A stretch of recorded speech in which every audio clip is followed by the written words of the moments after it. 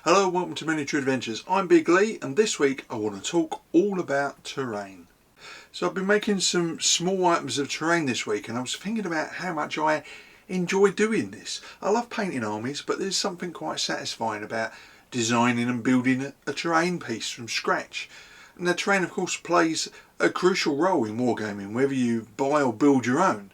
Terrain features such as hills, forests, rivers and buildings can provide cover, create choke points, offer vantage points, compelling players to think strategically about their moves and their positioning.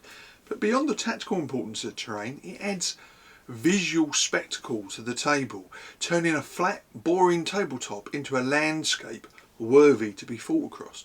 Now, whether you enjoy creating your own custom terrain pieces or prefer using pre-made ones, the landscape can make each game unique. This customization can be quite deeply satisfying. It's a very creative outlet, allowing players to bring their imaginative visions to life.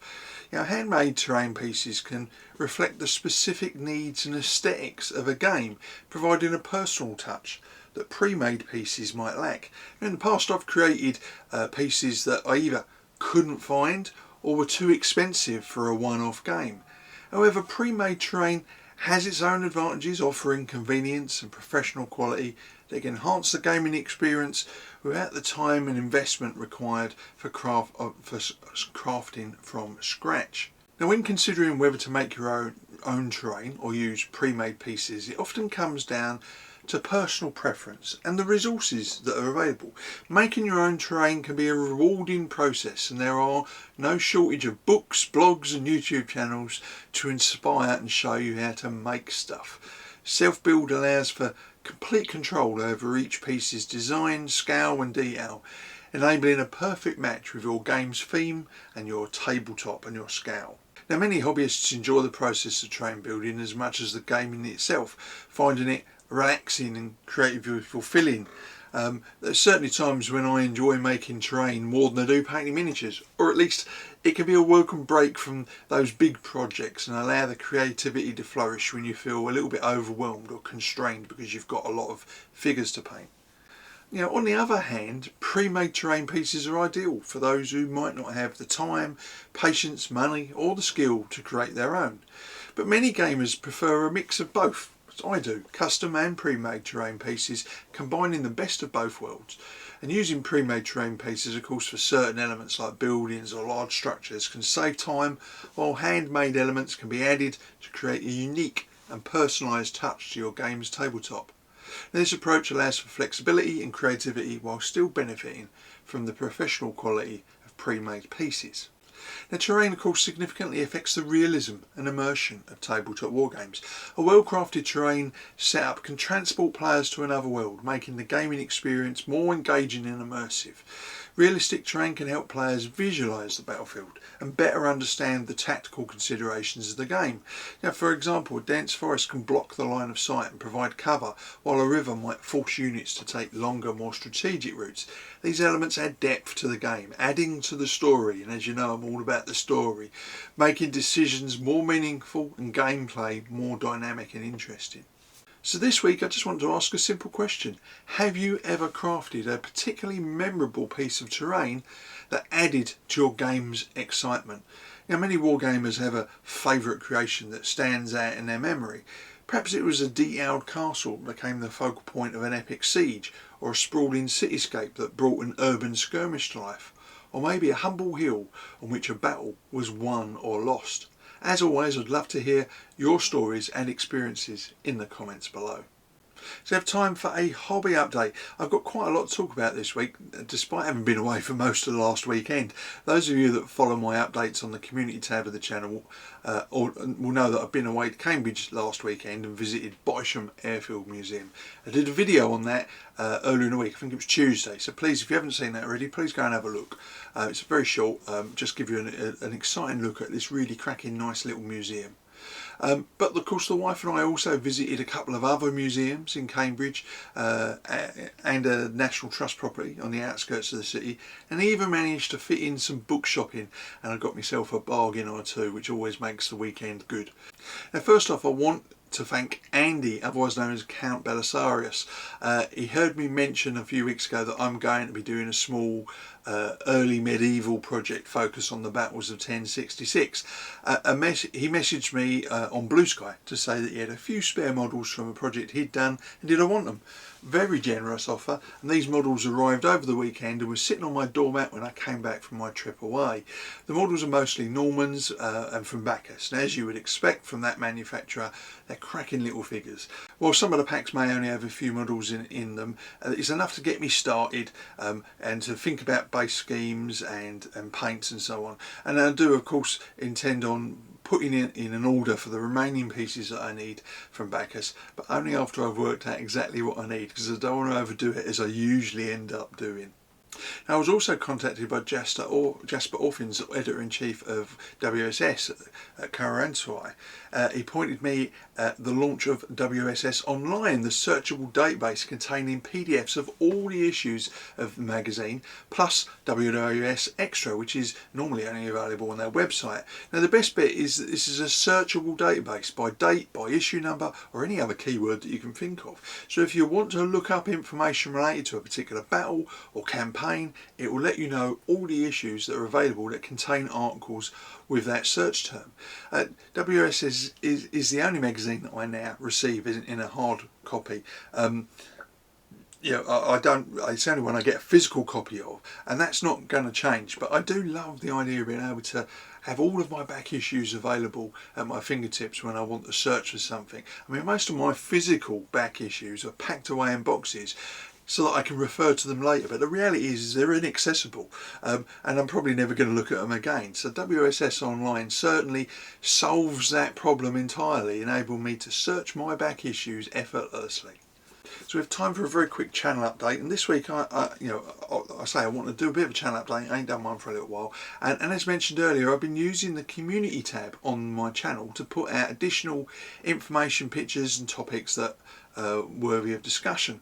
Now, I look on these as like mini blog post updates. Of course, I do have a blog, and that will continue, but when I have small items or pictures or little projects that I want to show off, they'll be posted on the community tab. So if you haven't already looked at this, please check it out, see if there's anything in there that you're interested in, and of course there's always room for you to leave some of your views in the comments section. You know, I love hearing what you have to say, and let's say the community tab enables me to post extra information there, occasional polls, and little items that aren't worthy of a big inclusion in these Sunday videos. Now, time for a Workbench update. Now, a few weeks ago I mentioned that I'd bought some 15mm buildings for Normandy and was all eager to get them ready for a game, but of course I didn't factor in my inner butterfly. For the time being, I've put them away and I'll come back to them eventually, but until then I have more 6mm terrain items that I want to make. Following the success of my recent Battle of Bosworth game in the Shed of Ore, I really wanted to bring another game to the shed with the Test of Resolve rules, and so I have some more terrain items that I wanted to make and a few little build projects for that particular game, hence the reason the 15mm buildings are going away. In keeping with today's video, I'm really enjoying making these tiny little bits of terrain items, just little things that are going to be specific for that game. So, obviously, despite having gone away, I have been able to get on, like I say, with a few little projects. So I've made some small stake markers for my medieval archers. These are the rows of wooden stakes that archers sometimes had to pound into the ground in front of them to afford some sort of protection from cavalry, amongst other things. I've only made a handful so far, just as a sort of a proof of concept. But now that I've made the first batch, I'm really happy with them, so I'll be making some more soon. And they were a doddle to make. I might even do a short video on how I've done them. Now, this week I also want to do a book review, and it's one that I've been wanting to do for a while now. So, A Practical Guide to Medieval Warfare, Exploring History Through Wargaming by Richard Brooks and John Curry, offers a unique and engaging exploration of medieval warfare through the lens of wargaming, and I do highly recommend it. Now, this book seamlessly combines historical analysis with practical guidance for reenacting medieval battles on the Wargames table. It stands out not only as a comprehensive resource for history enthusiasts, but also as an invaluable tool for wargamers like myself looking to deepen their understanding of medieval military strategies and tactics. Now this book is divided into two main sections: a detailed examination of medieval warfare and a practical guide to wargaming medieval battles. Now, Brooks and Curry begin by setting the historical context, providing readers with a thorough understanding of the political, social and technological factors that shaped medieval warfare. They delve into the intricacies of various aspects of combat, including the roles of different types of troops, the significance of fortifications, the impact of technological advancements such as the introduction of the crossbow and gunpowder. And one of the book's strongest points, in my opinion, is its rigorous historical analysis. The authors draw upon a wide range of sources, from primary medieval texts to modern scholarly works, to present a nuanced and accurate picture of medieval warfare. They cover significant battles and campaigns, analysing the strategies and tactics employed by famous military leaders such as William the Conqueror, Richard the Lionheart and Edward III. They also explore the logistics of medieval warfare, discussing the challenges of raising and maintaining armies, the importance of supply lines, and the effects of terrain, of course, on battle outcomes. This thorough approach provides readers with probably the most comprehensive understanding of the complexities involved in medieval military operations that I've ever read. Now, the second section of the book transitions into practical guidance for the wargamer, making it a valuable resource for hobbyists. Brooks and Curry outline various wargaming systems and rule sets that can be used to simulate medieval battles and provide step-by-step instructions for setting up and conducting wargames, from choosing the right figures and terrain to creating realistic scenarios. Now, one of the standout features of this section is the detailed scenarios provided by the authors. They're based on historical battles and recreate specific encounters, allowing them to test their strategic skills and gain a deeper appreciation for the challenges faced by medieval commanders. The three examples provided are well researched and include background information, objectives for each side and suggested rules for resolving the combat. Now, Brooks and Curry have done an excellent job of making the content accessible to a wide audience. The writing is clear and engaging, with technical terms and historical concepts explained in a way that is easy to understand. The book is well organised, with each chapter building on the previous one to create a coherent and comprehensive narrative for the reader. And the authors also make effective use of illustrations and maps to complement the text. So in conclusion, a practical guide to medieval warfare is an outstanding resource for anyone interested in medieval history or wargaming. The author's thorough historical analysis combined with practical guidance for wargaming makes the book a unique and valuable addition to both fields. Whether you are a history teacher looking for innovative ways to engage your students, a wargamer seeking to understand medieval military tactics, or simply a history enthusiast interested in the intricacies of medieval warfare, this book has something to offer everyone. So that's it for this week. As always, please join the conversation below in the comments section, and if you enjoyed the video, please like, subscribe and share. And of course, if you want to keep up to date with weekly content from this channel, please tap the bell notification icon. So until next week, stay safe, keep gaming and of course keep rolling high.